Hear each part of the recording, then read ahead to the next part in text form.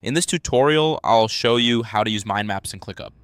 By the end, you'll create a mind map, build and organize branches, convert nodes into tasks, manage the structure, and save the view so you can return to it anytime. First, open ClickUp. On your screen, go to your workspace so you're ready to add a view where you want the mind map to live. Next, click plus view. You'll see this at the top of your space, folder, or list. This opens the view options. Select mind map. Click mind map to create the ClickUp mind map view and wait for the canvas to load. Click add node. On the canvas, select add node to place your first node. Type a clear title for your main topic so everything branches from a single, easy-to-read center. Create branches. From the main node, add connected nodes for subtopics. Use the plus controls around a node to add children and repeat this to outline ideas, tasks, or categories.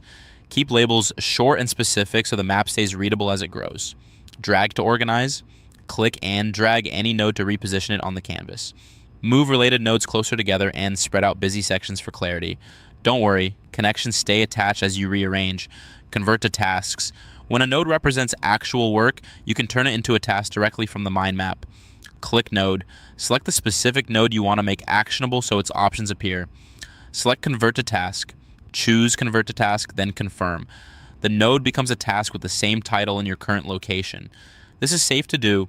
Nothing is deleted, and you can open the task later to add details. Manage. From here, I'm to manage your map and tasks as needed. Open a task if you want to adjust fields or keep building out the map to capture more ideas. The mind map and tasks stay linked to the same place, keeping your planning organized. Expand/collapse nodes. To control what you're seeing, collapse branches you're not working on and expand them when you need the detail. This makes large maps easier to navigate and present. Rearrange connections. If a node belongs under a different parent, drag its connector to a new node to restructure the hierarchy. This updates the relationship without recreating anything, so you can refine the logic of your map as it evolves. Save view.